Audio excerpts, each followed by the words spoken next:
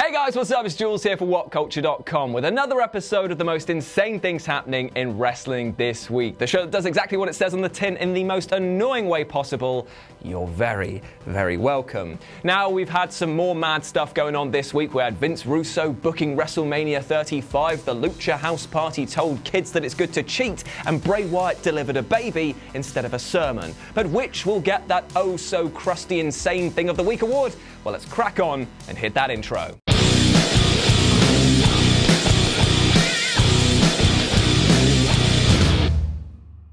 Now, as we all know, Becky Lynch has stormed onto the Twitter scene and not really looked back, roasting Seth Rollins for his ring attire, Lana for setting women's wrestling back 10 years, and Ronda Rousey for her sometimes very odd patter. However, we now have a new crowned royal, the husband of Ember Moon, Matthew Palmer. How, I hear you ask? Well, this week, perennial kicking stick Natalya, who just loves getting beaten up, got beaten up and was replaced by Ember Moon, which probably incited the following dilemma. Ember's going to headline the flagship show! That's good! She was due to headline the flagship show in a match against Nia Jax. That's bad. She had Ronda Rousey in her corner. That's good! Tamina was there and she is also cursed. That's bad. Fearing for his wife's safety, Matthew Palmer tweeted this: "Hope this unsafe moron doesn't hurt my wife again." That's good, right? Well, what's insane about this quite quickly deleted tweet, other than the fact that Palmer may have jeopardized his wife's career, is that Ember wasn't a known victim of Nia's general oafishness. And by that I mean, hurt again implies a story that we don't know about. And it also means that Nia's stop sign hands have been something of a talking point in the privacy of the marital home for Ember's husband to be cracking on with comments about it. Now, let it be known that Matthew Palmer just loves stirring up stuff. I mean, just look at his t-shirt line. But it's interesting to see that the hashtag facebreaker, God, I absolutely hate saying that, might actually be a hashtag homewrecker. Okay, so let's talk about the absolute traveling merchants of banter wrestling in the WWE at the moment, the Lucha House Party. Is anyone else finding out this is an absolutely baffling section of Raw? I mean, don't get me wrong, I'm absolutely loving the matches themselves in terms of the spots that they are, and they're setting up all these athletic luchadors, but does anyone else see them as being absolute heels in the process? I mean, for a start, they've always outnumbered their opponents, and this week, the pioneers for a return to traditional wrestling, the Revival, suffered at what ended up being a 3-on-1 match. This was the same night that another handicap match was announced, and everyone was told it was the most heel thing you could do. Also, when is being a cheeky whippet actually just plain cheating? It carried over to Twitter when Dorado refused to apologise for welding Scott Dawson's eyes shut with his boot and upsetting his 3-year-old daughter in the process, saying that shenanigans will never be stopped. Which actually leads me to a greater point. Have you noticed that the WWE's best heels actually have really honest and fair messages, and yet we're told to boo them? Well, Twitter user GifSkull did this and pointed out the following. Top heels in the WWE. Drew McIntyre has a really strong work ethic. Baron Corbin delegates authority to women. Daniel Bryan promotes environmental conservation. Jinder Mahal seeks inner peace. And yet they're the bad guys? And before you say, yes, I know it's the way they say it, but it's pretty insane things that these sorts of ideals are promoted as negative while cheating and being a scamp just isn't. Whoa, what's that, a swerve turn? Yes, because we're talking about the one, the only, Vince Russo, who decided this week to continue his community service for planet Earth by doing a fantasy booking for WrestleMania 35. Oh, lucky us! However, there's a slight caveat to the proceedings which he announced on Twitter. This booking video would only be for those that stumped up the 25 bones a month on Patreon, which is a real shame because, how do I put this? I ain't going to give any money to Russo. Yeah, that's fair. However, we need not look too far because this move hasn't really gone down too well with wrestling fans who had the following to say to the bro who makes Matt Riddle look like Einstein. @Griffin1981 said, "Now, I'm pretty sure your card would be an overbooked, crash TV, nonsensical clusterfuck. No thanks, Roos." And if you think that sounds a little harsh, just remember that Russo once fantasy booked Raw back in 2013, and the very first story that he wrote was the following. A swerve turn. I know, I'm shocked. I'm shocked, guys. What can I say? He wanted Bray Wyatt, in this sad alternate universe, to turn on henchmen Eric Rowan and Luke Harper after feigning to beat down Goldust and Stardust. That way, no one would have seen it coming.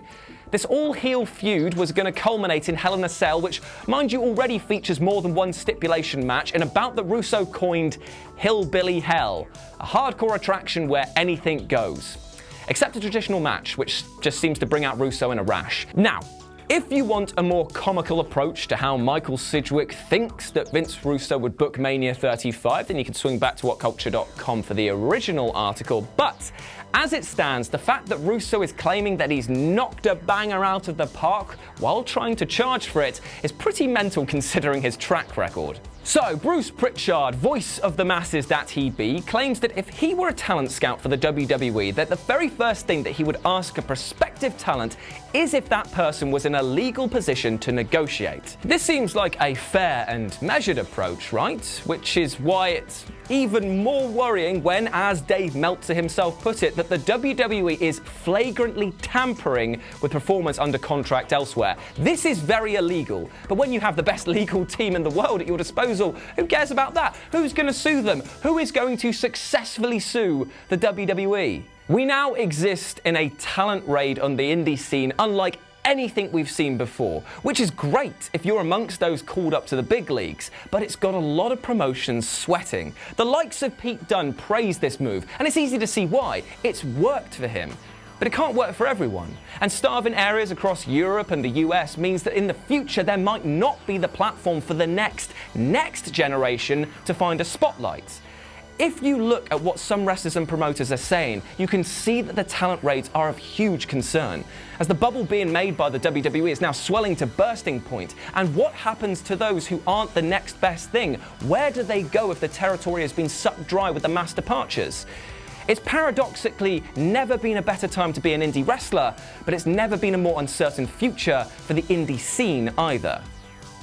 And there's my soapbox, I will get off it now. The Edge and Christian show is a truly bizarre thing. I mean, if I wanted to, I could have just detailed every skit in it as an insane thing, but after watching season 2 and the lovely trailer package that the WWE put out, there's one scene which stands above the rest. And it's for a very weird reason. In the show, the pair of goofballs aired a skit involving Bray Wyatt as a midwife, and it was the usual mix of cringy and so bad it's actually hilarious moments, with Bray talking about buzzard sex, feeling discriminated in a role predominantly occupied by women, and then having him use levitation to get a baby out. Which then Edge tickled in the penis, weirdly. I'm not sure if he was actually meant to do that. Don't think he realised he was doing that. However, while we're all having a laugh, it should suddenly dawn on you but this is the first time that we've seen Bray on WWE programming for months. I mean, he's not really been seen since August. How weird is that? That the guy who was tag champion not too long ago has seen his resurrection here on the Edge and Christian show. It's absolutely mental, if you ask me. So yeah, Bray Wyatt, Eater of Worlds, is now a weeper over wee ones. Are you having a giraffe? And now to our foreign correspondent, Phil, with Giraffe Watch. Okay, Jules, so I have travelled the length and breadth of Japan for you. I trained to be a ninja so I could get the best possible chance of doing this. I've travelled across Japan on the bullet train just looking for a giraffe for you. Finally found one.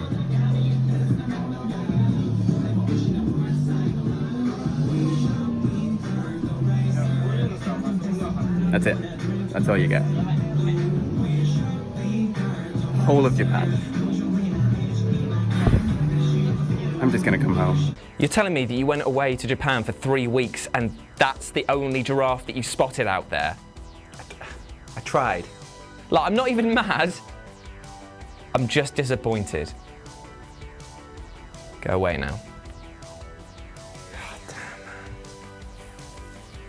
So yeah, absolutely mental and is deserving of the most insane thing of the week award, which I'm sure that Phil has turned now into a giraffe, which has pointed out why it wasn't that in the first place. Shop.whatculture.com. Get these dead memes. And there we go, those are the most insane things happening in wrestling this week. Now to close out the show, the only way I know how, by reading my favourite comments from last week's episode, and there were a fair few about my beard. I've got to shave sometimes, ladies and gents. I've got to get the ticks out of it. Anyway, Marco Rocca says, anyone want to bet that Drake Maverick's bladder will now be more pushed than Balor? Yeah, probably true. Sad that. Lee Reynolds says, Nia Jax is proof that if you want something really bad, you can get it with enough persistence, determination, and being The Rock's cousin. Like that zinger. Jamie Holmes says, if Daniel Bryan can wrestle a bear, what's stopping Jules from wrestling a giraffe? Jules would win in a squash match. I bloody well wouldn't. I weigh about as much as a paper bag, dry. I've got the muscle fibre of a straw. And have you actually watched, like, BBC Planet Earth? Giraffes fighting, using those little stubby horns to whack each other to death. No thank you, sir. Randy Ronning says, hey Jules, my son JJ is turning 5 next week. Can he get a birthday shout out in the hopes that he never becomes a wrestling fan, trapped watching this mess like all of us for the rest of his life? Thanks. Happy birthday, JJ. Seriously, mate, go outside, make something of yourself. Be a difference maker. Not a 31-year-old man standing in a giraffe-inspired gimmick talking about wrestling. To be fair, though, it's a bloody good career. Love it. Anyway, and to close out the show, we've got, I'm going to butcher this, Anguirus, who says, it's my cat Ezzy's birthday, 11/30/18. She's 5 years old. Same as JJ. Brilliant, yeah. Can we get a shout out too? I'm not saying that the cat and JJ are the same. Doesn't matter. I'm not going to go into that discussion. She loves wrestling more than I do, and you, Jules, and WhatCulture Wrestling. Well, I mean, I've always hoped to get the love and respect of felines, because it's the only pussy I'm going to get. It was a bad joke, but I had to make it, really, didn't I? Anyway, there we go. Massive thank you to Michael Sidgwick and the returning Phil Chambers. He's come back from Japan, disappointingly, giving me no giraffes whatsoever. But still, thank you so much, boys, for your continued work on the show, and to you at home for watching. If you want to go and get some dead memes, go to shop.whatculture.com. There's a Christmas sale on right now. Oh, my God, you can probably get them before Christmas. What a terrible gift that would make. And also, go follow me at RetroJ with a 0 over on Twitter. As always, I've been Jules. You have been awesome. I will see you next week. Bye-bye.